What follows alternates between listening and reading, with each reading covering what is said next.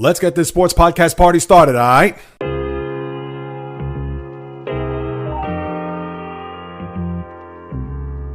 The J Reels Podcast.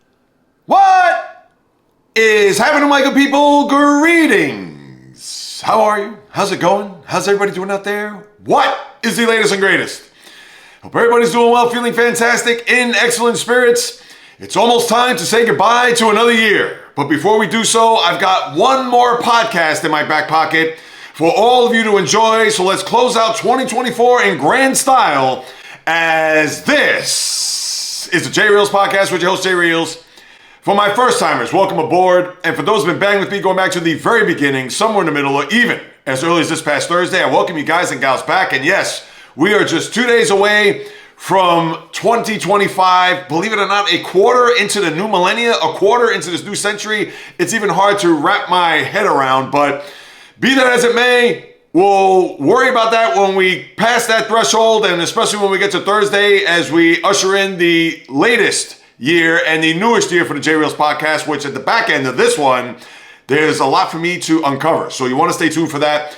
But right now, it's all about the NFL. I understand the college football's tomorrow night, and that's going to be the opening theme come Thursday. But for right now, college football is going to be put on the back burner only because the NFL now, finally, and really, I'm sure they're thanking their lucky stars that there's going to be some drama and intrigue heading into the final weekend of the regular season. Because as of Thursday night, after that just disaster, setting football back 50 years between the Seahawks and Bears, where the Seahawks eked out a win and kept their slim playoff hopes alive, which now is pretty much out somewhere in the Pacific Northwest in the Pacific Ocean, as they are out when it comes to the playoff picture. And of course, I'm going to break down all the possibilities that are left here. So with that being put aside, from about Saturday night at around 8 o'clock, I would say right before the Rams and Cardinal game there at SoFi, that's when the shift started to turn as far as having something to discuss, having something that we could at least sink our teeth into when it comes to the final weekend of the National Football League. But for right this very moment, before I even break it all down, here are just some of the storylines that I'm going to look ahead to. And yes, I could have saved this for Thursday's podcast, but really at that point, you're already going to know what to look forward to. You already know what to expect. And the schedule is going to be rather light when it comes to what we're going to look at here as far as the grand scheme of things when it comes to both the AFC and NFC. But right off the bat, I have to talk about the Minnesota Vikings and what they did yesterday to the Packers. Now, granted, the Packers made it look a little bit more cosmetic in a 27-25 loss for Green Bay, which, let me tell you right now, just like I said the other day about the Texans, and I'm not trying to compare the Texans to the Green Bay Packers, but I don't want to hear from the Packers. They are 1-4 in the division, where they got swept by both the Vikings and the Lions in the regular season. The other loss that they got this year, remember, 5 losses that they have on their ledger. The other one was all the way back in week 1 in Brazil, of all places, where they lost to the Philadelphia Eagles. And when you think about it, they are 0-5 against those teams and 11-0 against the rest of the NFL. So I don't want to hear from whether it's Matt LaFleur, even the quarterback Jordan Love, who did not have a good game there yesterday. In fact, what do they have? Something along the lines of like 59 passing yards in the first 2.5 quarters of the game. So I don't want to hear from Green Bay. And I understand they can be dangerous, and I get it, there could be a team that may be a dark horse. You want to look back to last year, beating the Cowboys the way they did in that first game. Maybe it's more of an indictment on the Cowboys than it was for Green Bay. And even though they hung tough against the Niners in that divisional round game, but Jordan Love did not play well in that fourth quarter as he threw 2 picks and the Packers just fell apart. Anders Carlson missing field goals. So let's see what they're going to do here once everything is set in stone with the seedings and who they're going to play. But for the Vikings, let me turn my attention to them. How can you even think, when you go back to week 1, and with them losing their number 1 pick, J.J. McCarthy, I believe to that shoulder injury where he was going to be out for the year, and you bring in Sam Darnold, the former number 1 pick of the Jets, who's been a journeyman at this point, going to Carolina, then San Francisco, and then landing in Minnesota. And although he's not going to win it or even come anywhere close to winning an MVP, but you could actually argue that he could be the MVP of the league.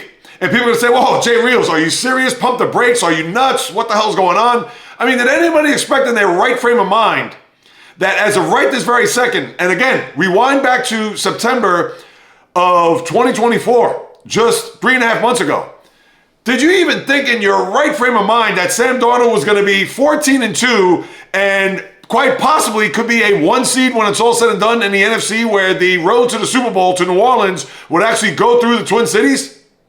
So therefore, you would actually have to give him at least his DAP for this year only, and maybe even put him in that discussion. Now, we all know it's either going to be Josh Allen or Lamar Jackson. I say Josh Allen as of right now. But Sam Darnold, who would have thought at any point that this team would be where they're at, considering that they're fighting for a 1 seed, let alone the NFC North division.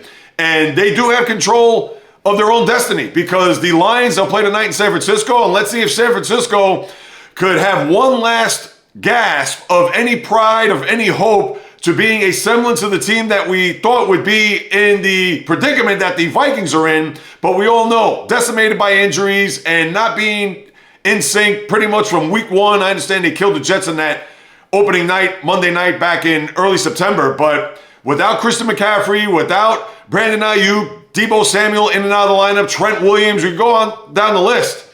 And if the Niners could pull off an upset, even though the game is in Detroit Sunday night, it's already been set in stone in that regard, where Minnesota will go to Detroit, 8:20 NBC, to put a lid on the NFL regular season. But the Vikings actually have a good shot for them to get the 1 seed, even if the Lions win tonight, as long as they win this coming Sunday. Can they do it? We'll talk more about that on Thursday's podcast, but that is the one storyline that I'm looking at right off the bat, and probably the juiciest storyline when you think about it, because it is for a 1 seed, it is for home field, and whomever gets that will obviously be in good stead to get themselves to a Super Bowl. And I will say this.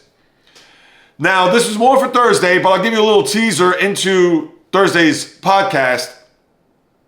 I think it will be a detriment if the Lions don't get the 1 seed.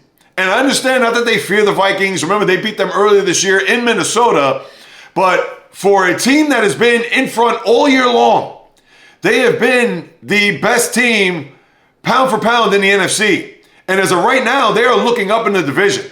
And I wonder if there's any pressure, knowing that Dan Campbell has already stated that going back to San Francisco, which, as we all know, their season ended in the NFC Championship game last year, and he does kind of feel that pit in his stomach, knowing that he left that stadium there in late January without an NFC Championship crown, and knowing that he's going to have to win this game in order to keep their season alive. Now, granted, if they do lose, obviously they still control their own destiny as long as they beat the Vikings there Sunday night. But it's just added pressure tonight, knowing that if they play a little tight and maybe the Niners are fast and loose and they get out to an early lead, and next thing you know, the Lions are scuffling, that who knows, maybe that could be a precursor for what we may see come Sunday night.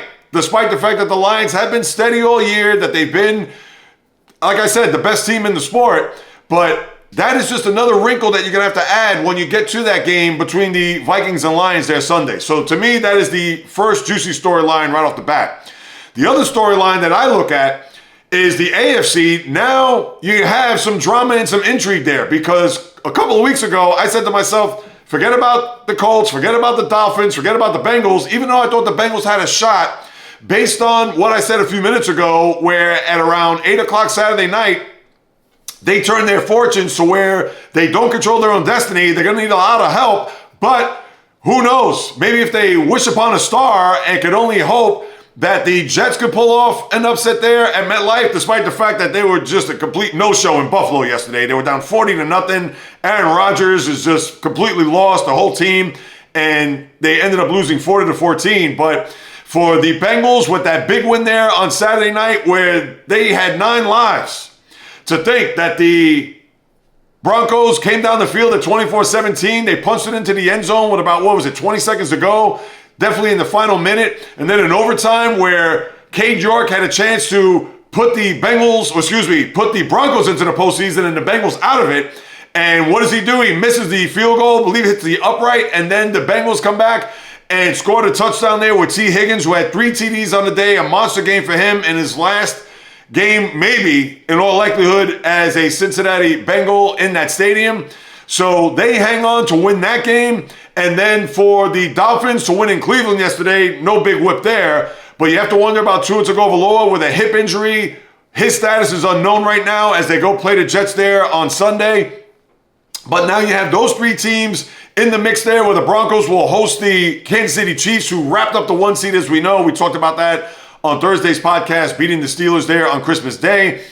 But now you have a scenario where this could go awry. Now, we have to wait and see what's going to happen with Denver, because they are the big key in all this. Because if Denver wins their game, they're in. They'll have 10 wins, where if the Bengals and Dolphins both win, they'll have 9. But the thing is, the Bengals are going to need Miami and Denver to lose, only because the Dolphins have a better percentage against teams that have a winning record more so than the Bengals do, which is actually quite odd when you think about it, but it does help when you have the Bills in your division. When you look at the grand scheme of things, when it comes to not only just the strength of the schedule, but the percentage against teams that you played against. And we would have thought that the tiebreaker against common opponent, but I guess that cancels it out, because based on what I read, that it's all about what I just mentioned as far as the percentage of the opponent, the winning percentage, in order for them to qualify for the postseason. So all Miami needs to do is win their game and hope that the Broncos lose. And for the Bengals to get in, obviously they need both Miami and Denver to lose. And if Denver wins, they're in. So that's your AFC playoff picture, which a lot of people may look at, especially if you're in South Florida or in the Rocky Mountains or there in the Midwest. So that's the AFC picture. And as far as the NFC goes, it boils down to this. The South, hot potato as I call it, because last week where the Tampa Bay Buccaneers lose in Dallas and then Atlanta paced the Giants to where Atlanta reclaimed the division based on their tiebreaker advantage over the Buccaneers, sweeping them in the NFC South. But now this week, you had Tampa blow out Carolina, and then last night on Sunday night where the Washington Commanders win in overtime and they clinch the playoff spot.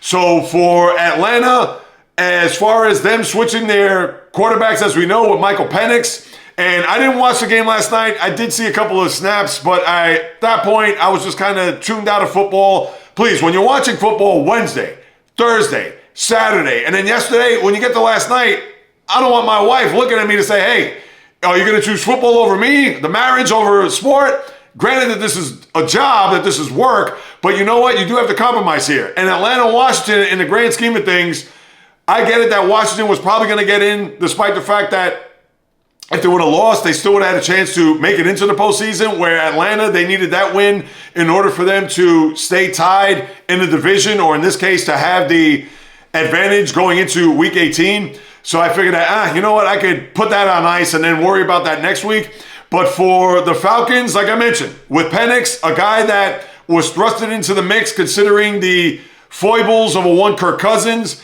And last night, as I pull up his numbers, very pedestrian, 19 for 35, 223 yards, a touchdown and an intercept. I know the big focal point was on that final drive right before, I believe it was in regulation, where the Falcons actually had a shot to kick a field goal, which they did, 56 yards, but because Raheem Morris did not call a timeout, the head coach there of the Falcons did not call a timeout and had 2 timeouts in his back pocket, where he let the clock go down after a completion there at the Commander 44-yard line, and instead of calling a timeout where you could have regrouped, set up a couple of plays, gotten down the field a little bit more to the point where you would set up your field goal kicker in better shape than having to kick a 56-yarder, which obviously was no good. And then in the overtime, Jaden Daniels, who got rolled up on his ankle early in the game but gutted it out, got the touchdown there to Zach Ertz, clinched the playoff spot for the Commanders, and now the Falcons have their tail between their legs going back to the ATL, hoping and praying that Tampa loses their final game at home to New Orleans, where the Falcons will face Carolina in their season finale. So that's what you have there with the playoff picture as we head into the final weekend of the NFL season. And as I take a look at other things that's happened throughout the NFL, which I'll get to, as far as yesterday and throughout the weekend, we know what happened Wednesday. We know what happened Thursday. Saturday, of course, the Bengals won that game. Chargers win in New England, 40-7. Big whoop there. They've already clinched their playoff spot. And as I pull up the conference standings for both the AFC and NFC. And what we have here, as I mentioned, at the top, Kansas City in the AFC, 1 seed. We all know that they're set. The Kansas City Invitational runs through Arrowhead, followed by Buffalo, which, when you think about it, they do have the 2 seed wrapped up, so they don't have to worry about playing anybody, considering that the AFC North is going to be a battle between Pittsburgh and Baltimore. And with the way the Browns have played, there is no way, and I would be absolutely floored if the Browns pull off the upset in Baltimore. And mind you, the schedule now for this coming week, and I'll get into a little bit more on Thursday, but there's no Thursday night game. Thank goodness that's already gone for Amazon. You don't have to worry about flicking on Amazon for Thursday night to see who's going to play against one another. But Saturday, you do have a doubleheader, and it's all AFC North. The first game, 4:30, Cleveland at Baltimore, followed by Cincinnati and Pittsburgh. And in my gut, and I didn't mention this yesterday, so it's easy for me to say this now, but I thought to myself, considering that both Baltimore and Pittsburgh played on Wednesday, I figured with the way things broke down that we were going to have that Saturday night matchup with those 4 teams battling it out, where if Baltimore does lose the first game, Cincinnati and Pittsburgh has the nightcap on Saturday night. So that would mean that if the Ravens do happen to get upset by the Browns, the Steelers could overtake the AFC North and host a home game if they do beat Cincinnati. Now, if we would think it's going to happen, Baltimore, I think, is going to be 34-3 written all over it. But for Pittsburgh, I'm sure that they will call off the dogs. Maybe they'll play their starters for about a quarter and a half before they give it a rest and get ready for Houston in the wild card round. But Cincinnati is going to play balls to the wall to know that if they win that game, they're going to have to pray to see what's going to happen the following day with the matchups, as we talked about, for both Miami and Denver. So that's going to be your Saturday heading into Sunday. But as far as the conference goes, right now Baltimore has the 3 seed. The Ravens are set there at 4. Pittsburgh, in all likelihood, is going to have the 5 and go to Houston, as I mentioned. The Chargers currently have the 6th spot, which they may either go to Baltimore or play Pittsburgh, but chances are it's going to be Baltimore. And then your 7th seed, like I mentioned, up in the air right now, and we know what the ramifications are there.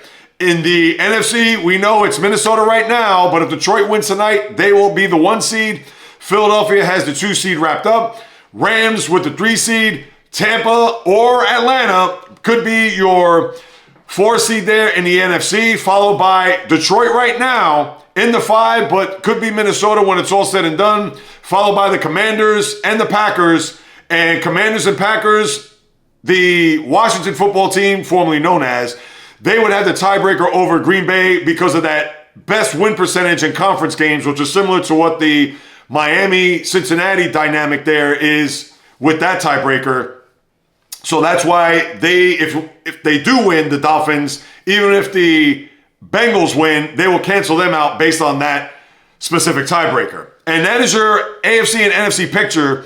Now, as far as anything else that has happened there in the league yesterday, a couple of things I want to bring up. Number 1, the Giants. If you're a fan of the G-Men, I'm sure you had to be sick to your stomach with that game there yesterday at MetLife, where you had the Colts, who had their dire playoff hopes got flushed down the toilet, and just an inexplicable effort, inexplicable performance by the Indianapolis Colts, especially fighting for a playoff spot. But here's a Giant team that went into that game, final home game of the year, 0-8. Their 100th season in the National Football League. And as of yesterday, had the number 1 spot as far as the draft order come next April. And what happens? They put up 45 points against a Colt team. And in the process, Drew Lock was looking like Drew Bledsoe in his heyday in New England. And the Giants, who, one more time, need a quarterback in the worst way, went into yesterday's game with the number 1 seed, or as they say, with the number 1 draft spot for next year's draft. And what happens? They drop all the way to 4th with that win, where New England, Tennessee, and Cleveland leapfrog ahead of them. And it's interesting because New England are not going to draft a quarterback, but with Cleveland and Tennessee ahead of you, who knows? I'm sure a lot of people are going to think that Deshaun Watson is going to be out, despite the fact that he's getting his $235 million guaranteed contract. But there have been rumblings about what the ownership and the front office is going to do as far as Watson next year and beyond. They're going to have to eat a lot of that money, a lot of dead cap space, but they may part ways and look to either Cam Ward or Shedeur Sanders to be the quarterback of the future. And if that is going to be the case, then Tennessee with Will Levis, and is going to probably be a change there. Now, granted, Brian Callahan is your coach, but I don't know if they're going to jump ship after 1 year. That's unlikely. But with Will Levis not being the answer there after being drafted out of Kentucky a year plus, who knows? They may look to draft a quarterback themselves, which will leave the Giants at number 4 stranded at the altar, unless they're going to make a trade where they're going to flip-flop and have to give up a plethora of draft picks in the process to either Cleveland or Tennessee in order to get the quarterback that they desperately need in order to change the direction of this franchise in the worst way, because here they were at 2-13, and now they're at 3-13, tied with all those other teams in that same spot. And although they're tied, but because of the percentages and everything with the tiebreakers, they are currently 4th. And I tell you, I'm sure the Giant fan, although they don't have to worry about a winless home stand or winless home record this year, but they do blow the number 1 pick, which if I'm a Giant fan, I would just be beyond sick to my stomach. Because that is one where, you couldn't even think. Going into that game yesterday, you think, all right, the Colts are going to win. They're fighting for a playoff spot. And you only put up 45 points. It's like, where was this all year? You rather would have seen them win this game about 3-4 weeks ago than yesterday. But we will see. Stranger things have happened in this league. Who knows? Maybe New England wins in Buffalo, or they play in New England. Maybe they beat Buffalo, and then the Browns somehow, some way find a way to beat the Ravens, and then Tennessee wins their final game. So who knows? We'll see what's going to happen there. And then the other thing I have to bring up is Saquon Barkley. Now, Barkley eclipsed the 2,000-yard mark for a running back, the 9th running back to do so in the league's history. And for him to now be just 101 yards away from breaking Eric Dickerson's record, who Dickerson already came out. We've seen how shady he's been over the years as far as his comments not wanting to have running backs who were on the cusp of breaking that, whether your name was Jamal Lewis, whether your name was Adrian Peterson, and you could go on down the line. And he said, absolutely not. He doesn't want Saquon to break this record, but he's 101 yards away. So the big question is, do you play him or do you not play him? Because the Eagles, they have the 2 seed. They're entrenched. They have nothing to play for. And I would think Barkley, he's going to want to shoot for this record. But if I'm the head coach, I would give it probably a quarter.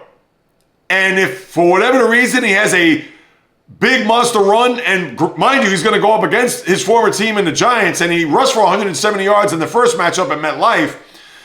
If he breaks away for a 70-yard run in the first quarter, do you feed him the ball to get him that 101-yard threshold for him to be the single-season rushing record? I would do that. But if he has 30 yards or 40 yards and it's already into the second quarter, I would shut him down.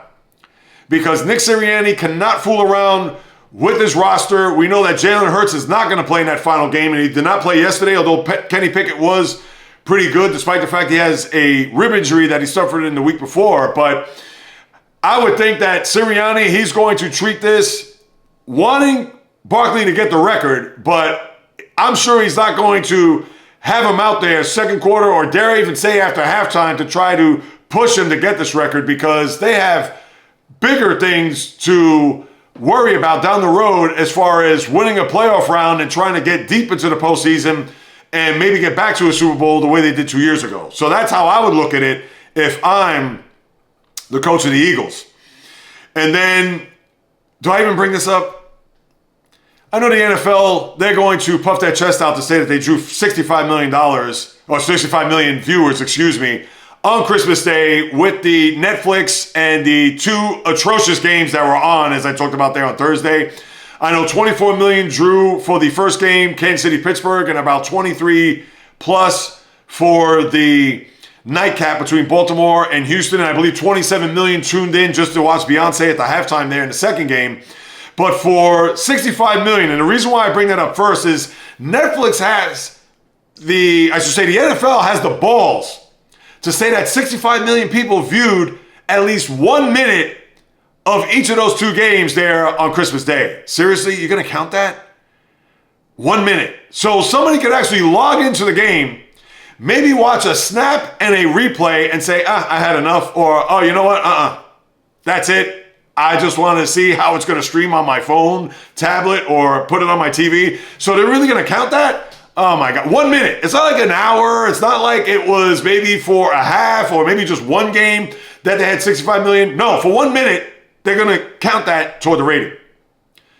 NFL, please stop.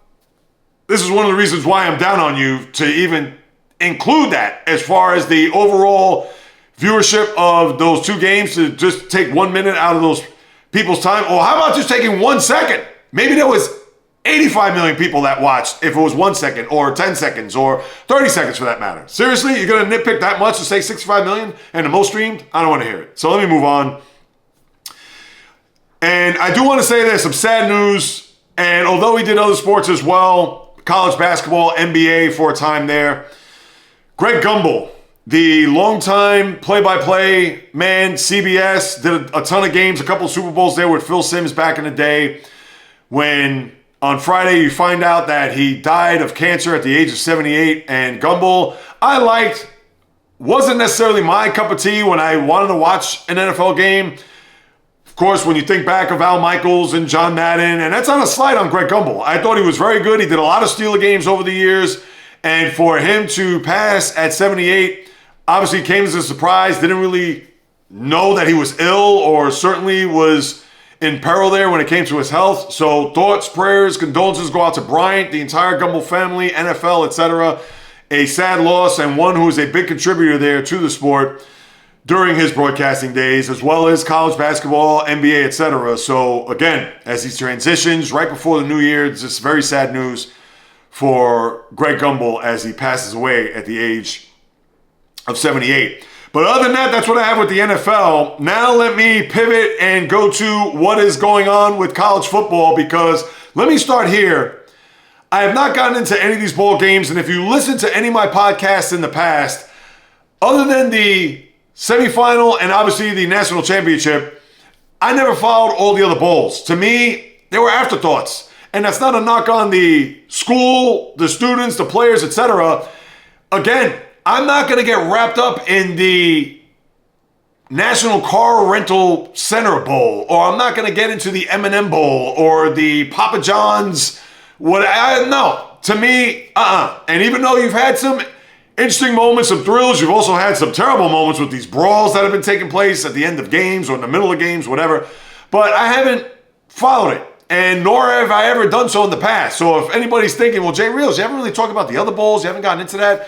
Sorry, there's so many of these bowl games that if I'm going to watch, just like I mentioned earlier in the podcast, that, hey, hon, I have to watch the Chick-fil-A Bowl because I just need to see what's going on. There's going to be divorce papers served to me if that's going to be the case. Now, if we're home, it's a lazy day, it's on. And even then, I'm still not going to get wrapped up in it. So put that aside. Let's get to the meat and potatoes of it all. Tomorrow night is the first of 4 games. And obviously, you have an extravaganza there on New Year's Day with the 3 bowl games, these quarterfinal games, as we know.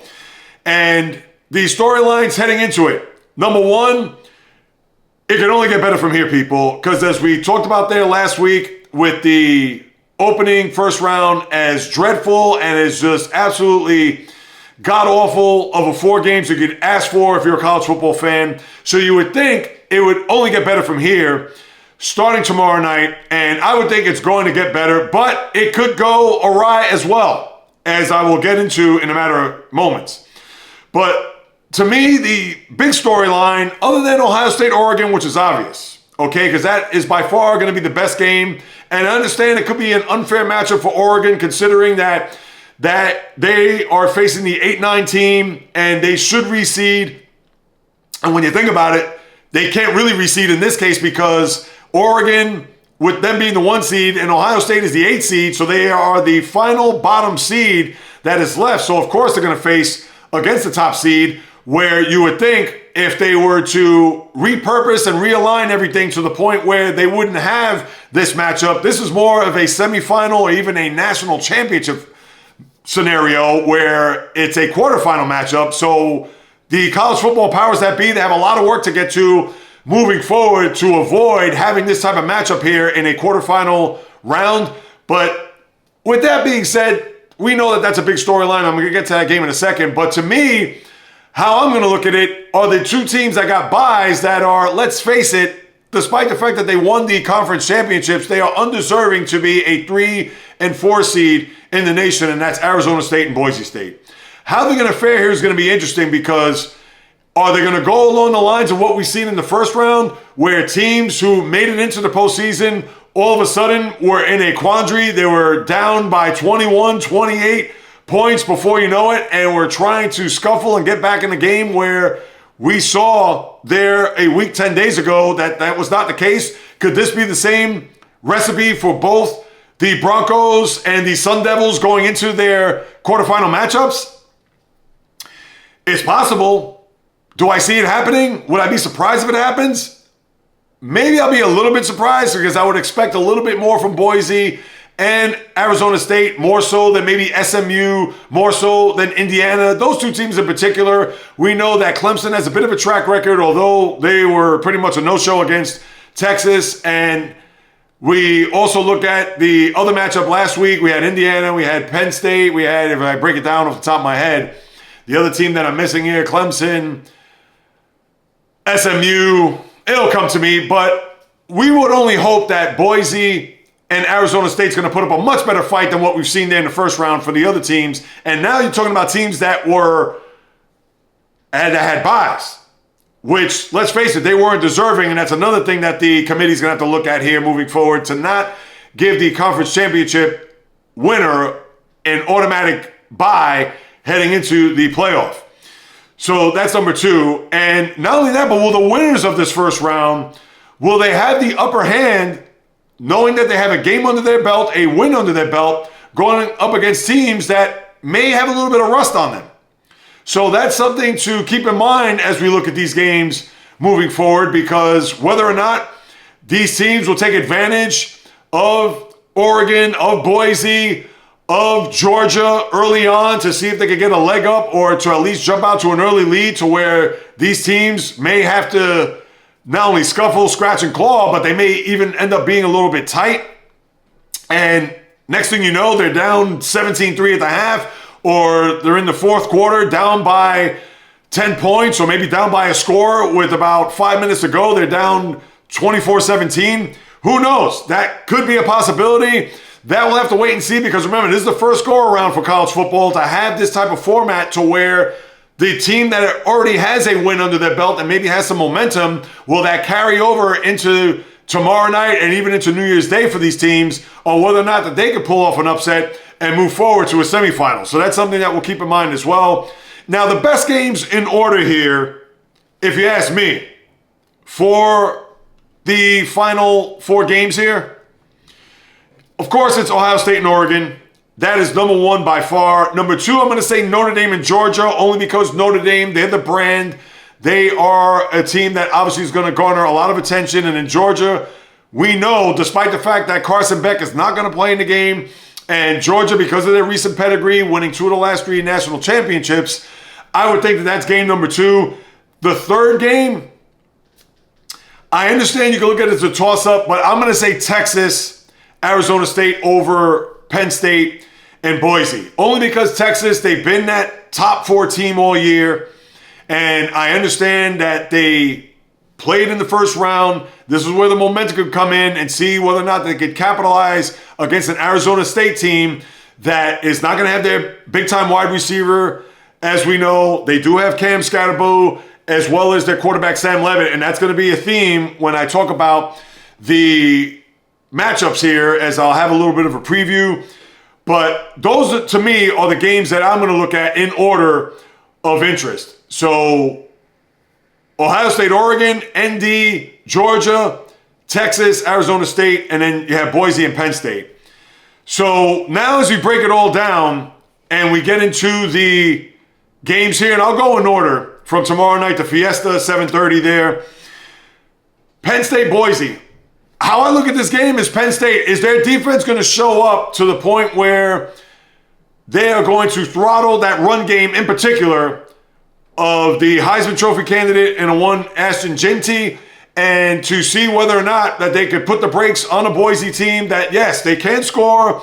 And for Penn State and what we've seen throughout the course of the regular year, not necessarily in the Big Ten championship, but can their defense be stout enough to slow down that run game and that offense and also get turnovers in the process to capitalize and put them in a short field and put them in position? Because even with Drew Aller, their quarterback, he's a guy that is hit or miss. He could be hot, he could be cold. You don't know what you're going to get from one game to the next.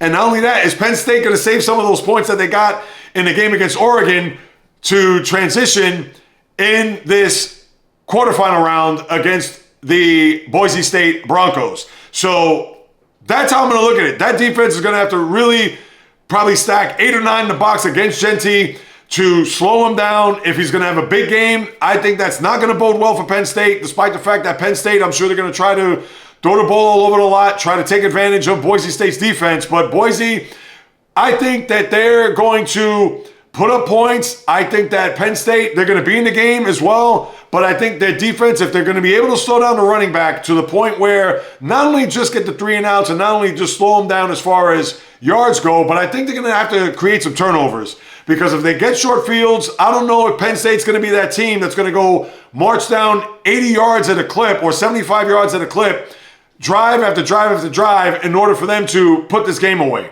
That's just me. People can say, well, what did you see in the game against SMU? To me, SMU, that spotlight was way too big. And there was no way, and especially in Happy Valley, where this game obviously is at a neutral site, so that does bode well, even better for Boise State. But I think Penn State, when it's all said and done, and I don't like them. I don't like them in big games.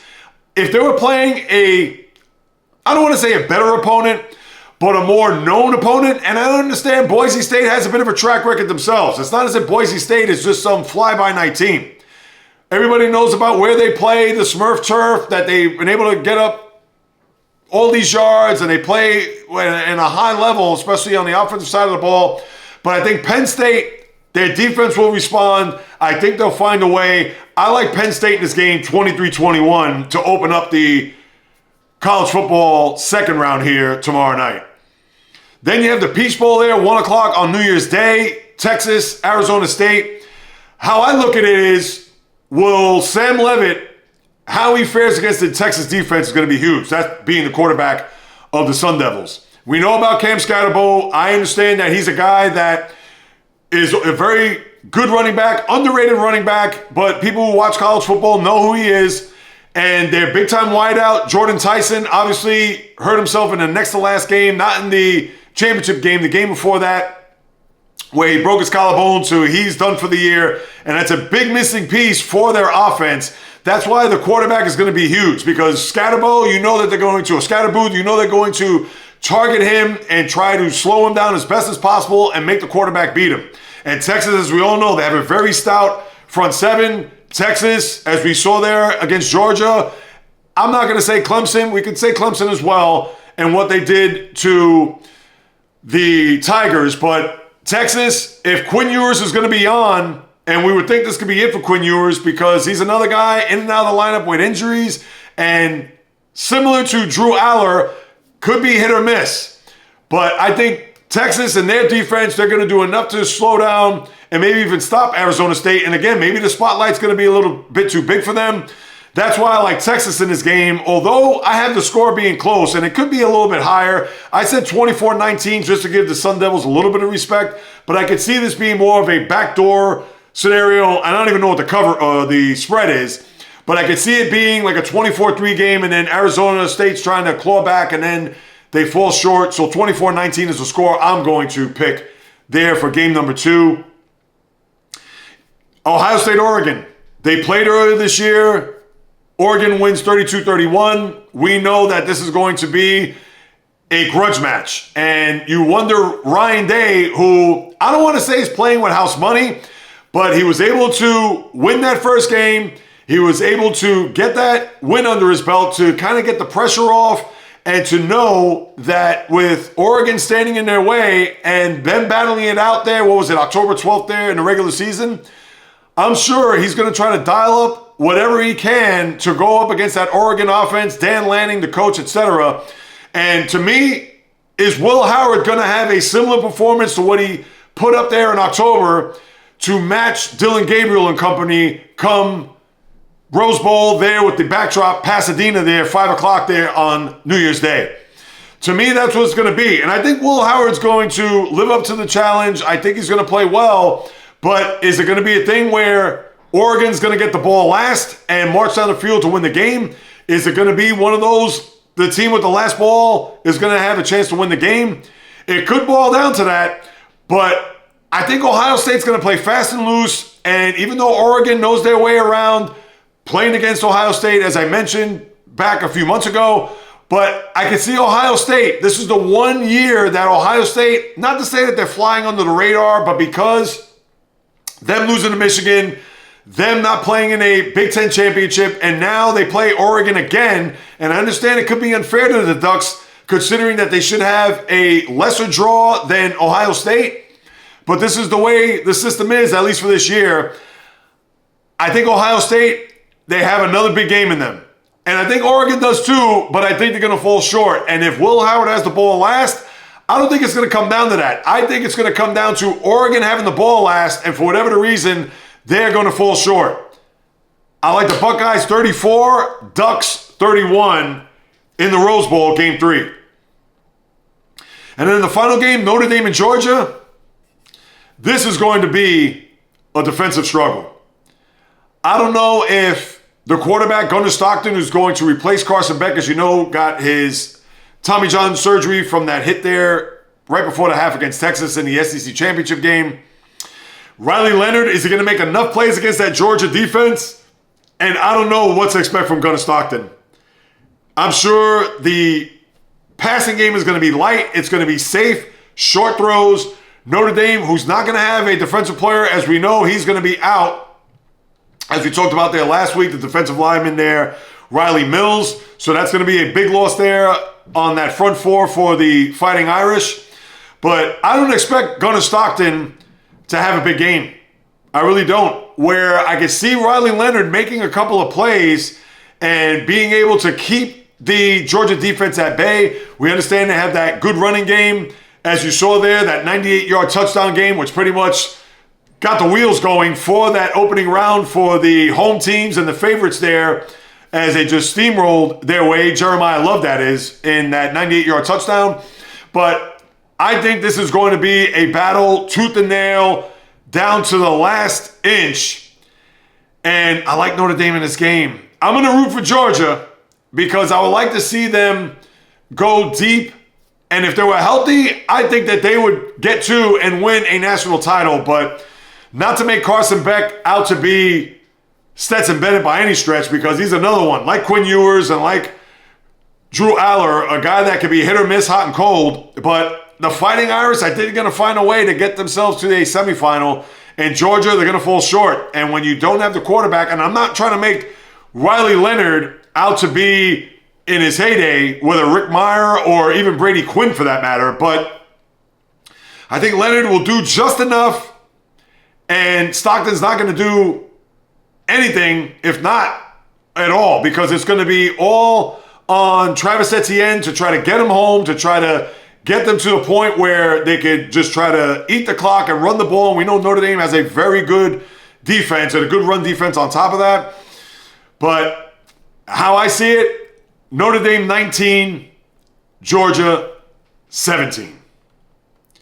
And that's your college football there and football overall as we open up the first 45 minutes here of this podcast, plus talking about what's happening on the gridiron. All right, now let me take off the helmet and shoulder pads and lace up the high tops and get through the NBA. And I don't know what I've seen here over the last few days, over the weekend. Has the NBA turned into WWE? And I get it. We could talk about the ratings that has been suffering. Although Christmas Day, the ratings were pretty good. I know the Golden State Laker game got 8 million. And even though LeBron could come out and say that Christmas is our day, although I love the NFL. Now, I will say this. Jacksonville and Carolina could be on the Christmas Day schedule, and I will still outdraw the NBA. It just will. That's just the nature of the beast. So the NFL could pump their chest and break out the pom-poms all they want, but they have content that no matter who's playing, they're still going to draw at least 10 million people. Where the NBA, they're going to have to fight hard and look long to even get close to 10 million. And in this case, they got 8 million in that Warrior-Laker game. But I digress. But if there was any semblance of an NBA of yesteryear, you saw it here in these last few days. Now, this is not what the NBA wants. They do not want to have fisticuffs and suspensions and have a scenario where you're going to have to put people on ice for a few days, as you saw there on Friday night between Dallas and Phoenix, where Najee Marshall gets into a mix-up with Yusuf Nurkic, and then PJ Washington comes in to push Nurkic to the floor, where Marshall gets 4 games, Nurkic gets 3 games, Washington gets a game there. So you had that scenario on Friday, and then yesterday, I don't know what the hell happened in the closing minutes of Miami and Houston, where you had Amen Thompson literally take Tyler Hero and throw him to the court, where benches didn't clear, but there was obviously a big fracas, people trying to break people up, Ime Udoka coming out of nowhere, trying to play peacemaker, and I'm sure you're going to get suspensions handed down then between Thompson. He's probably going to get more than Hero, and I don't even know if Hero deserves to get any if you watch the highlight, but I'm sure he's probably going to get a game or 2 because he was in the middle of that from an inbounds pass on a play where Hero's trying to disengage himself from Thompson, but Thompson had a hold of him, and then he literally just threw him to the court. That's what you saw, so that's why I had this semblance of Hulk Hogan and Andre the Giant, or you could throw in any wrestler you want from yesteryear, as the NBA just went awry over the last few days. But we're going to see suspensions handed down there with Miami and Houston. We already talked about Dallas and Phoenix, and I understand that the NBA needs to have a little bit more of an edge, but more of an edge when it comes to attacking the paint, going to the basket, showing some physicality on the boards. That's what you want to see. You don't want to see fisticuffs. You don't want to see wrestling matches. You don't want to see players getting thrown all over the court. You don't want that if you're Adam Silver and the association. But you want to see play that we saw from yesteryear, not to the extent where you have 78-72 finals, as we saw in the 90s between the Heat and the Knicks in the postseason, or Bulls, Knicks, or Pacers, Heat, Pacers, Knicks. You don't want to see that. But you do want to see some toughness. You do want to see some physicality. I get it that the DNA of the NBA player back then is a lot different than what it is now. It is more of a fraternity. It's more of high-fiving and hugging and things of that nature, where there's very little hatred, sports hate, between the players or between organizations or teams, things of that nature. But it is a breath of fresh air to see teams standing their ground, players holding their own. Yes, you do not want to see players swinging on one another or throwing people to the ground or to the floor there, but you do like to see players with an edge, but a competitive edge. You don't want to see this fake toughness or these fake edge or trying to get an advantage by chirping in somebody's ear, just manufactured toughness. I don't want to see that, but that's what we've seen here in the NBA the last couple of days, which to me, that was the big story coming out of the association since we last met on Thursday. But you also have a scenario where there was a trade made in the NBA where D'Angelo Russell, who is part of the Lakers, as we know, over the last couple of years, in his second go-round with LA. Well, guess what? He's going to have his second go-round with the Brooklyn Nets as he was shipped back east for Dorian Finney-Smith, as well as Shake Milton, who's on the shelf with a torn ACL. But Dorian Finney-Smith gives you a little bit more of a defensive prowess. Also could shoot the three. I believe he was, shooting from 40% behind the three-point arc. And with D'Angelo Russell, who did play well in his time in Brooklyn and actually was a good team guy under a different coach back then in a one Kenny Atkinson. But if you followed the Nets back 3-4 years ago and how the Nets were starting to build something, this was prior to Kevin Durant and Kyrie Irving. But they had a very good team, Spencer Dinwiddie, Karis LeVert. They did have a good little nucleus where if it would have played, and we would never know, but if it would have been built in that fashion, who knows? Maybe the Nets would have been a little bit feisty. Yeah, you had a superstar here or there, fine. But we all know once Kyrie and KD got to Brooklyn, that all got gutted out. People got shipped here, shipped there. And, of course, it was a far cry from that team that D'Angelo Russell was a part of. So now he's going to be part of this team to go along with the likes of Ben Simmons and Cam Johnson and guys like that. So let's see how the second go around for one D'Angelo Russell will fare. And then you had the Sacramento Kings fire Mike Brown, whether it was unceremoniously or not. And I know this video surfaced of Mike Brown talking to De'Aaron Fox, arguably the team's best player, and how he outed De'Aaron Fox. And I watched this video, and to me, there wasn't any damning evidence. And I'm not a lip reader and the like, but it wasn't as if he got in the face of De'Aaron Fox or there was an animated discussion or conversation to where he was undressing his player in front of his team, where I could see maybe the ownership there with Vivek Randaviv, where he said, we got to get this guy out of here. But this is a guy that won Coach of the Year 2 years ago, got your team to the playoffs. I understand you lost to the Golden State Warriors in the first round where you had a 3-2 series lead and spit the bit there. Actually, they were down 3-2 going to Golden State, and they won that game, but they lost Game 7 in their building. So I got it flip-flopped. And then they fire him. Doug Christie, the longtime NBA player, 5 years in Sacramento, is now the interim assistant, or interim coach, was the assistant. And makes you think, was there more to do of this firing other than what we saw in that video?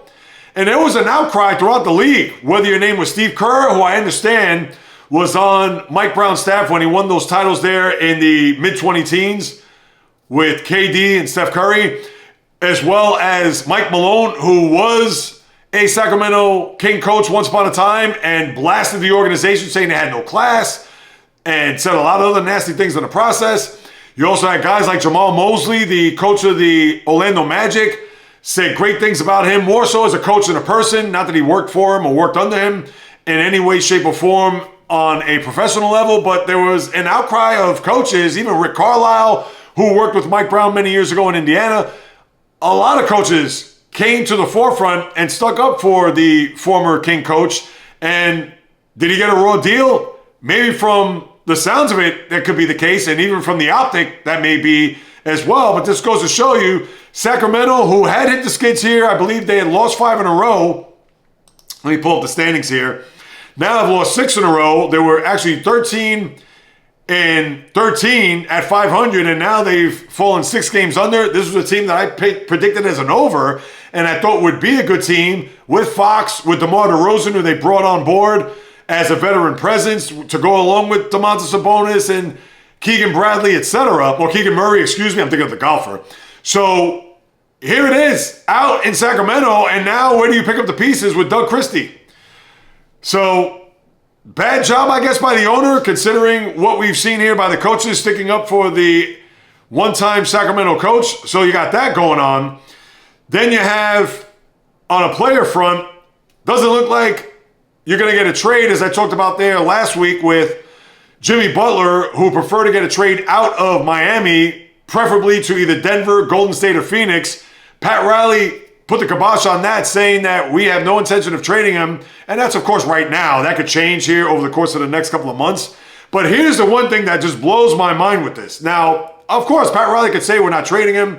They're going to try to stick it out. Who knows if they're going to re-sign him, because going back to last year, as I discussed, when Jimmy Butler didn't play in the first round against the Celtics, and here he is off on the side in videos, whether it was at the Miami Grand Prix or whatever event that was down in South Beach, where he came out and said that, if I played against the Celtics, we would have won, or if I played against the Knicks, we definitely would have won, but he wasn't even in the lineup. So Pat Riley pretty much said, Jimmy, you can't speak on that because you're not even in uniform, suited up and ready to play. So I'm sure Jimmy Butler didn't like that, and therefore there's been maybe a little bit of a rift between he and the front office. Wanted to get an extension. He does have a player option for next year, which I'm sure he's going to decline to get the big money. Not that anybody's going to cry over him, because he is making $49 million this year.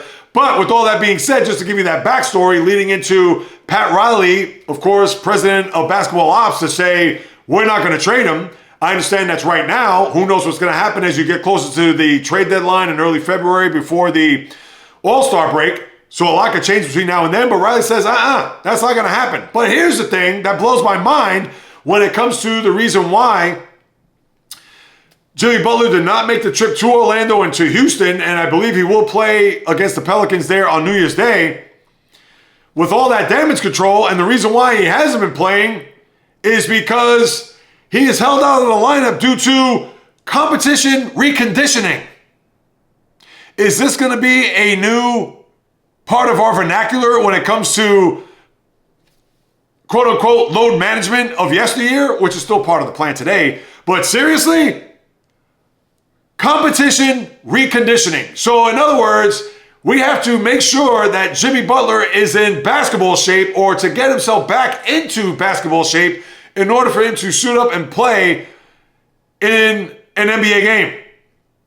I have never heard of that. And Jimmy Butler, as we've seen, I mean, the guy's in tip-top shape. I mean, all these guys, just about all these guys are. So even if he does have a few days off or is not playing over the course of a week or so, but we got to hold him out for that, Adam Silver, you got to look into this, because what is going to be next? Load management, number one. Competition or competitive reconditioning, number two. What is it going to be next? Hangnail? Well, I don't even know. Throw in a adjective before that. It's getting out of control. When does it stop? That's why the NBA fans or the casual fan is down on the sport. When you hear that type of phrasing, or I'm going to throw it, now it's part of our NBA lexicon when it comes to verbiage. And I guess competitive reconditioning is the new load management. I mean, can you even make it up? Wow. So as I move it along, and then Luka is out for a month with that calf injury that he suffered on Christmas Day. That's a huge blow for the Mavericks. As we all know, Luka, we know what he means to the team, even to the league for that matter. So you're not going to see him for a month as he nurses that injury. And then John Morant, I know he had that right shoulder injury. I don't know if he came back into the lineup. Nothing major. Could be nagging, though, long term. And we've seen with these injuries with him that for whatever the reason, he's unable to get out of. And I don't know if that's the same surgery that he suffered last year or the same shoulder that he suffered where I believe he got surgery on. So that I have to really look into. But Memphis, as of right now, second place in the Western Conference, 5-6 in a loss behind the Oklahoma City Thunder, which they are on a roll. 26-5, first place in the Western Conference with a 11-game winning streak in their back pocket. So you got to keep that in mind. And even with that record of 26-5, that is not the best in the NBA. That belongs to the Cleveland Cavaliers, 27-4, and there's some separation there as the Celtics and the Cavs in their own right have won 6 in a row. Celtics split against the Pacers, where they blew out the Pacers there on Friday night behind Jaylen Brown's 44 points. And then last night, lose to the Pacers, where they stood in Boston over the weekend, had that home series for the Celtics, and they lose 123-114. Now, I talked about this a little bit on Thursday's podcast, and not to really get deep in the weeds, but the Celtics, there's something off there. I don't know if they're now are hitting that post-great start that they had, and they were neck and neck pretty much, or breathing down the necks of the Cavaliers in the division or in the conference. And now it's almost as if they've taken the pedal off the metal. They are 5-5 in the last 10. It seems like they haven't had that same fervor that they've had early on in the year. And, excuse me, not to say that they're in cruise control, but now you have to wonder whether or not it's like, you know what, maybe we should just kind of ease back a little bit. They don't want to do that. They're just a game ahead of the Knicks right now in the Eastern Conference, and I think that the Cavaliers will come back to the pack at some point, but I'd be a little bit concerned. I understand it's 23-9, not that there's anything going absolute bonkers there in Boston, but for whatever reason, the switch has been flicked off here, and I just hope they don't have that mentality, knowing that they've won a championship and knowing that they could just probably turn it on when they absolutely have to, that is a very dangerous scenario, that if the team is starting to rest on those type of laurels, that could come back to bite them at some point, and more in particular come the postseason, which obviously we still have many months before we even get to. And let me see, what else I got here? Hawks have played well. They won 4 in a row. They now in the 5 seed, overtaking the Bucks there. And other than that, nothing much else to really get into. The West, after Oklahoma City, Memphis, Houston, Dallas, Lakers, Clippers, Nuggets on the outside looking in at the 7th seed. San Antonio now flip-flopping there with with Phoenix. Phoenix is that game under 500. I picked them as an under this year. And mind you, I don't think Kevin Durant, he's been out of the lineup. No, he actually came back the other day, because they did win on Christmas with he and Bradley Beal. It's Devin Booker that's out of the lineup, so my apologies there. But the Suns, remember, they started their year 9-2. And my under looked pretty bleak at that point. Granted, there's still a whole season to go, I get it. But now, when you take a look at them, 15-16 on the season, do the math. They are 6-13 since. Not good if you're a fan of the Valley of the Sun. So that's what I have with the NBA. Now, let me look at the schedule real quick as we head into the new year. Schedule here over the course of the next few days. Tonight, Clippers in New Orleans. Cleveland at Golden State.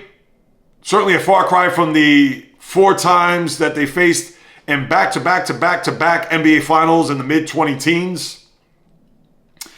Dallas at Sacramento. Yeah, very rough tonight. Tomorrow, couple of afternoon games because of New Year's Eve. Toronto at Boston, Milwaukee at Indiana. All right, decent there. Clippers in San Antonio. Minnesota, OKC. That's a good game there. Memphis at Phoenix. Cleveland at the Lakers there to wrap up your 2024. And on New Year's Day, Pelicans and Heat, as I mentioned. Dallas at Houston. Not that much there. Atlanta at Denver. That is your NBA schedule here for the next few days as we head into the new year. As far as the National Hockey League, I'm going to start before I get to Ovechkin. I definitely want to get to him. I want to start off by saying this, because a couple of days ago, I've been looking to see your Winter Classic for 2025. And I haven't heard any buzz. I haven't heard any type of attention being paid to the Winter Classic, which normally is January 1st.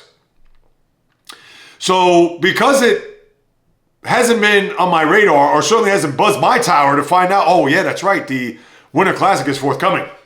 But then, when I looked on the schedule, before I even typed in who's playing in the 2025 Winter Classic, I said, oh, let me just go to the schedule and see what's happening. There's only one game on New Year's Day.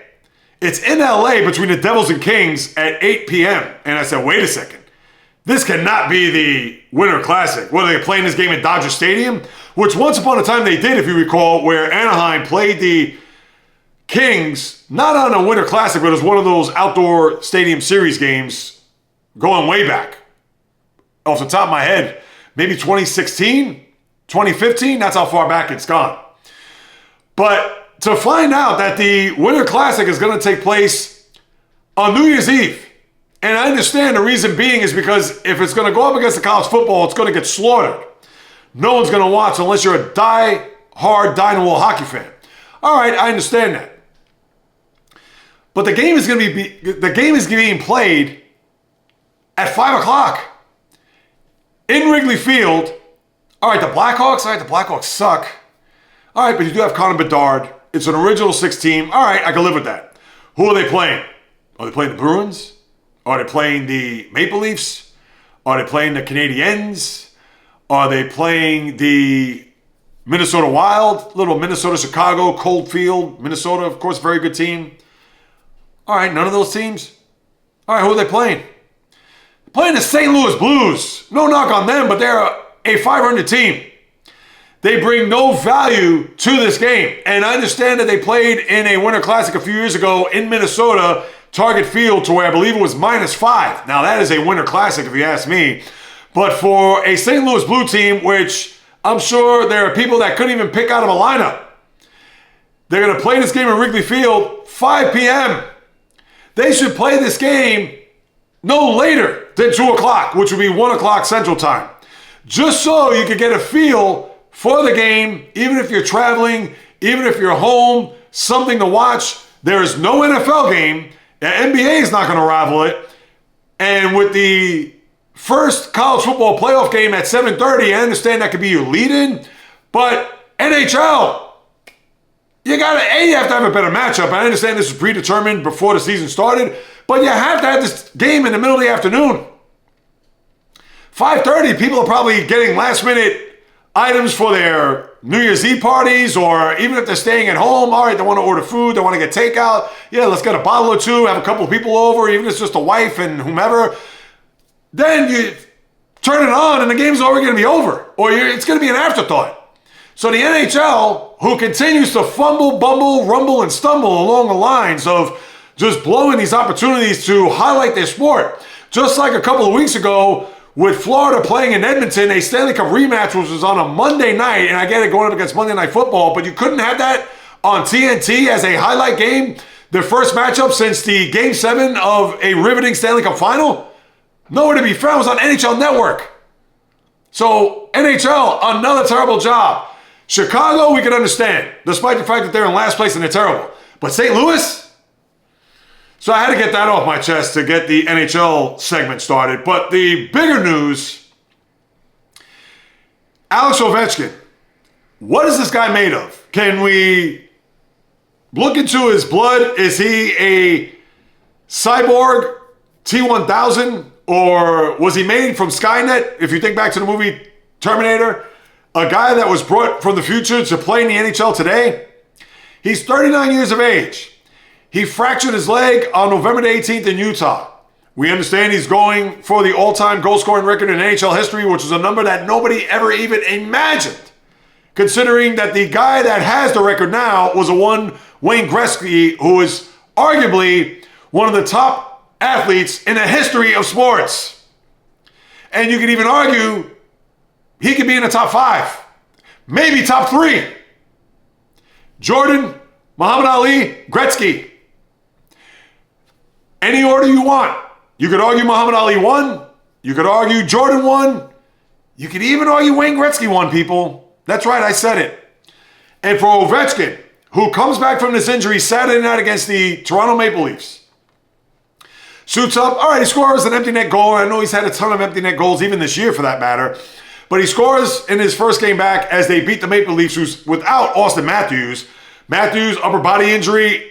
They've lost 3 of the last 4 games. The one win was in Detroit against the Red Wings, who Todd McClellan, remember the departed in a one Derek Lalonde got fired, and then you bring in Todd McClellan to be the coach who loses to the Maple Leafs there, and then for Washington to play in Detroit yesterday, how this comes full circle.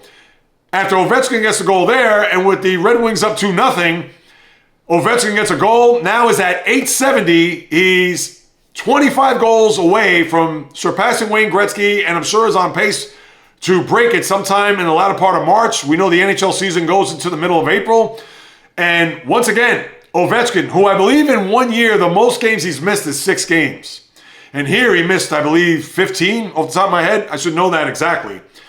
I believe it's 15. But for now, Ovechkin, 2 goals in his first 2 games back, 39 years of age. The guy has not slowed down. The guy is otherworldly.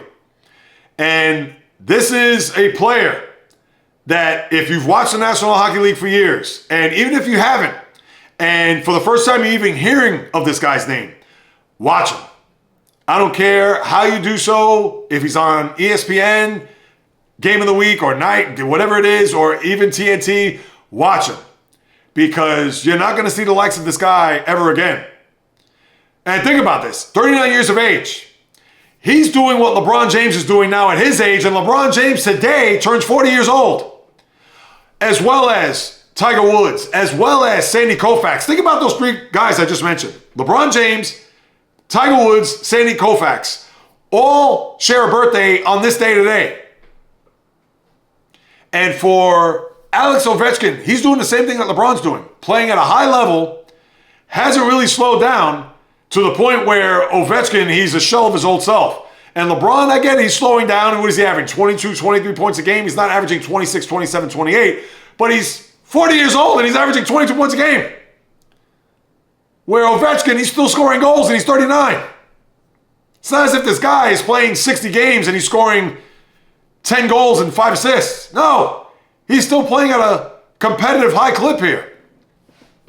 So kudos to grade 8, and I hope he continues his onslaught of that record books, and you know I'm going to be on top of that as we move it along here. So I had to bring that up, of course. Other than that, what do we have at the NHL? Patrick Kane, in the game yesterday against the Capitals and Ovechkin, notched his 1,300th point in NHL lore. So he reaches that milestone. Now has his sights set on Mike Modano, the longtime Minnesota North and Dallas star, who has the most points for a U.S.-born player in NHL history, 1,374. So now Kane is at 1,300 as he reaches that milestone. So congratulations to him. And besides that, your schedule here for the next few days, as I pull that up, you know what's going to happen there on New Year's Day. One game there. We know about the Winter Classic there tomorrow. Tonight, Rangers at Florida, a rematch there of the Eastern Conference Final last year, and they've already played earlier this year. But the Rangers, think about this, and we talked about this over the last couple of podcasts. The Rangers are now officially in last place in the Atlantic Division. What more can I say? Nothing else. Nashville, Winnipeg, Utah, Seattle tonight. Tomorrow, full slate of games. Boston at Washington, so I'm sure there's going to be a great ovation. I'm thinking of grade 8, trying to mash that into ovation. A big ovation for Ovechkin there tomorrow. Afternoon tilt between the Bruins and Caps. Islanders in Toronto, 1 o'clock. Montreal at Vegas, who's playing very well. They've won 6 in a row. And tops with the Winnipeg Jets for the most points in the sport. And then you have St. Louis, Chicago, as we know, 5 o'clock on TNT. True TV and Max for those who want to stream. Pittsburgh, Detroit. Let me see what else you got. Anything good? Winnipeg, Colorado. That's a good game. Jersey, Anaheim, Philadelphia, San Jose, Utah, Edmonton. That's going to be your schedule there in the National Hockey League over the course of the next couple of days. And then lastly, let me end it off with this. As I get into the batter's box with some baseball, I know I'm well over an hour here, but I will be sure to wrap it up after the latest and greatest from Major League Baseball. And I talk about this on Thursday's podcast, going into the final few days of the year, on whether or not any big free agent is going to be signed between now and, let's say, January 1st. Well, that has happened. But now with the new year forthcoming, and will there be any talk of Pete Alonso, Alex Bregman, Teoscar Hernandez re-signed with the Dodgers, 3 years, $66 million, so you don't have to worry about him if you're a Dodger fan or somebody who wants to pluck him from one of the top free agents out there. And there's a few more as well. But Corbin Burnes, the right-hander from the Baltimore Orioles last year, notably by way of Milwaukee, signed a 6-year, $210 million deal with the Arizona Diamondbacks, but he can opt out after year 2. So now Arizona has stocked themselves in an NL West, which is loaded. Obviously, the world champion Dodgers. Obviously, the San Diego Padres, who made it to the postseason last year. And the Giants are trying to find their way as well to see if they could be a part of that mix. But for the D-backs, now they have an ace in Burnes. They have Zach Gallen. They have Merrill Kelly. They have Jordan Montgomery and Eduardo Rodriguez. Probably a top 5 that is unlike any other in baseball. Where if Eduardo Rodriguez is your 5-starter, he could be a 3-starter on a lot of teams. And maybe even a 2 for that matter. So they're going to be stacked as far as their rotation goes. Now, you do have to bring some offensive players there because remember, they did lose Christian Walker to Houston. And yes, Ketel Marte and the like are not going to be enough as far as being a threat in an NL West. And mind you, they went to a World Series 2 years ago, but still, is this going to be a team that's going to rival or match what LA has done this offseason or what the Padres and their recent pedigree? I don't think so, but here's the bigger question. If you're an Oriole fan, to my guy Jai in Baltimore, who's been on this podcast many moons ago as a guest, what are the front office and the ownership of the Orioles doing?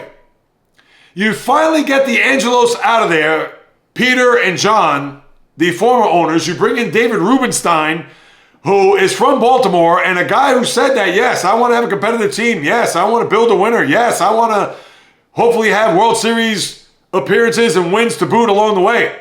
And we know about the good young core that they have. Do we need to go through the names? Absolutely not. But for those who don't know, the Adley Rutschmans of the world, the Jordan Westbergs of the world, the Gunnar Hendersons of the world, the Jackson Hollidays of the world, the Grayson Rodriguez, who now is going to be your number 1 starter with Burnes out. All these guys, and I'm sure I'm even missing a few along the way, But they have not done squat in this offseason, where the likes of Burnes departs, where all these free agents have gone elsewhere. And an Oriole team, are they just going to bank on their young talent to ride them to an AL East title and hopefully beyond that? Or to get to a wild card round and hopefully make some noise once you get to October? That's wishful thinking if you ask me, but for an owner who said they were going to do things, move and shake, and try to compete in a very vast improved AL East, I understand you got to put the Yankees aside because they are the defending AL East as well as AL champs, but the Red Sox and what they've done to their rotation, the Blue Jays, they're trying to see what they can do, although they haven't really done much. I mean, Andres Jimenez is not going to move the needle, if you ask me. And then the Rays, they're the Rays. They've had a down year last year, and they're probably going to be even more down. But what have they done?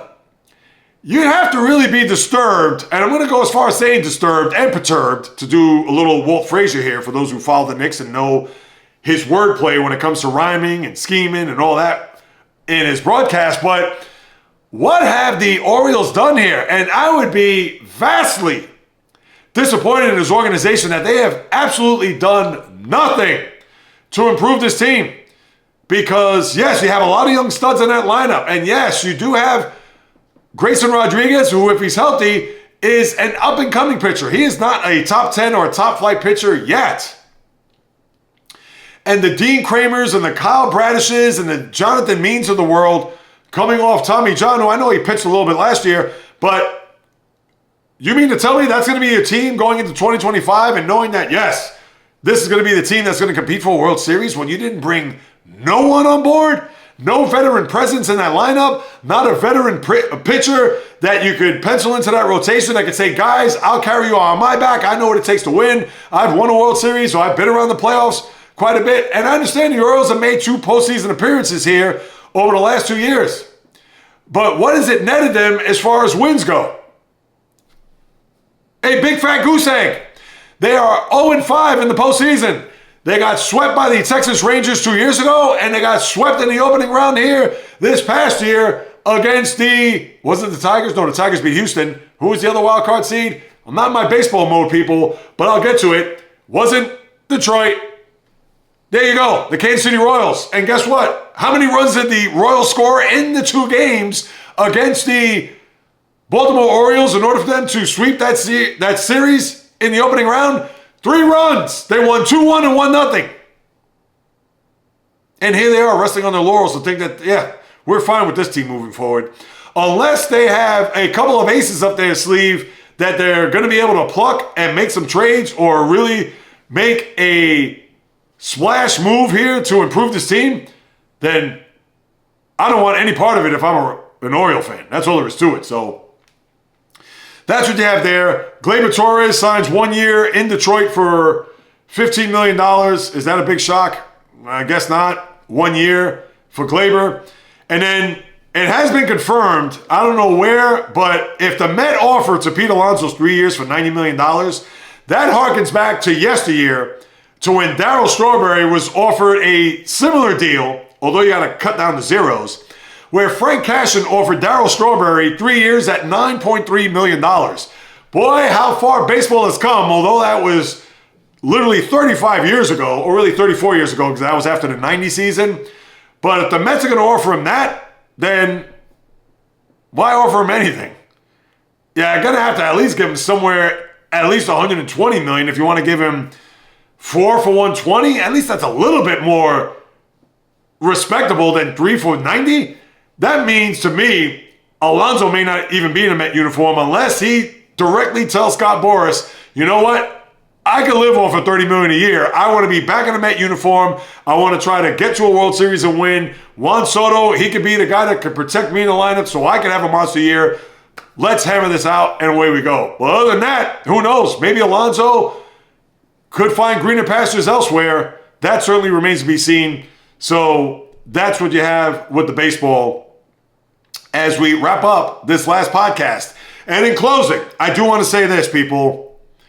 It goes without saying how much it means to me, whether it's just a one person, 10 people, 100, and maybe there's 1,000 out there that I don't even know of. And hopefully more than that. that have followed, that have supported, not only just me, not only just the channel on YouTube, social media, etc. It goes without saying how much I appreciate you, how much I thank you, how much I want you to keep coming back as your source for all the sauce in the world of sports. It means a ton. And as I close out this year, and for those who do or do not know, yes, sports is in the blood, is in the DNA, as I always like to say, but in all seriousness, for those who do not know, I took the leap 11 months ago, almost 11 months, from corporate America, a cushy, golden handcuff job, benefits the whole nine, to pursue this full time. And I've learned a lot since the early part of February to this day today. And Lord knows there is a lot of work ahead of me. But it's work and it's smoke that I want. That by me diving deep into this field, into this medium, to carve a path and blaze a trail in this podcast universe, I'm going all in. 2 months from this coming Wednesday, January 1st, as we know, 2 months from that date will be 7 years that I've done this podcast. And Lord willing, that I'll be alive and breathing, which I should.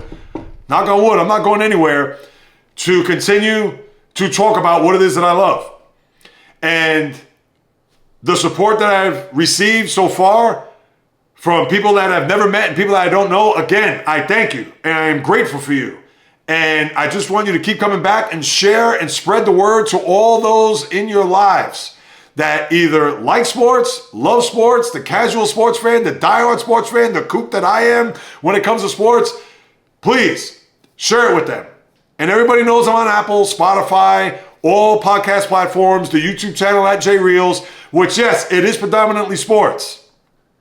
But I am going to branch out, and everybody will know, with another channel on YouTube. And I already have the JReels podcast. I'll throw it out there. I don't have any content on there as of yet, but there will be content that I will transition from my JReels channel on YouTube. But I do want you to follow there, because I will continue to put up sports content, but I'm also going to put up lifestyle content as well. Because throughout this journey, at my age, the middle age of leaving the corporate America, leaving the cushy job, and I already posted vlogs about that. If you haven't checked them out, please do so. But there is a lot that's going to be coming in the days, weeks, months, and obviously into 2025. I have tremendous aspirations. I have big time goals and achievements that I want to put forth and certainly parlay it and make it happen.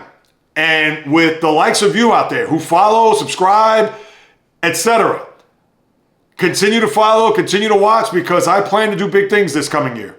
And with your help to spread that word and to share it to those people, as I say, family, friends, foes, frenemies, please do so. Take screenshots on social, send it to me, whether it's on my YouTube channel at JReels, Instagram, TikTok, Facebook, the JReels Podcast, Twitter, JReels1, just a number. And of course, if you have any questions, comments, suggestions, you can hit me up at the JReels Podcast at gmail.com. I'll be more than happy to follow up with you guys and gals, because I am not going anywhere as long as I'm alive and breathing. And for those out there that are looking to pursue whatever goals and dreams, aspirations that you may have, go for it. Do it, plan it, map it out, and execute it. And Lord knows I have my struggles. And that's going to be detailed in an upcoming vlog. But, like I said, sports is in the blood, it's in the DNA, as I like to say, and I'm not going to go anywhere, because this is my calling, this is my truth, this is my passion. I've been doing this for almost 7 years without making a dime. And that's why I'm trying to blaze a path and a trail to try to generate some income, people. So whenever you see links, whenever you see promos, whenever you see anything that I put up on any of my socials, please take a look at it. And if you happen to go ahead and purchase certain products or whatever, I get a kickback of that, and I would appreciate it. Whether it's Olipop Soda, whether it's BetterHelp, all the links are there for you to see. So with that being said, 2025 is going to be big. I hope it's going to be big for you guys and gals out there, because I want you to win just as much as I want to.